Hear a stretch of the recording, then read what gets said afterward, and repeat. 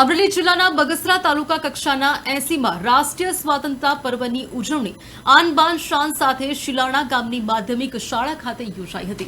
આ પ્રસંગે બગસરા તાલુકા મામલતદાર નિહાર વકાસિયાના વરદ હસ્તે રાષ્ટ્રધ્વજ લહેરાવી સલામી આપવામાં આવી હતી।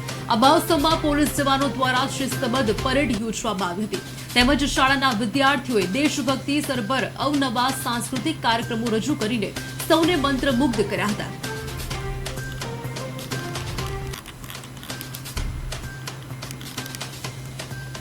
તમામને આ સ્વાતંત્ર્ય પર્વ નિમિત્તે પ્રથમ તો પ્રોટોકોલ મુજબ ધ્વજવંદન કર રાષ્ટ્રગાન સાથે સલામી આપવામાં આવશે।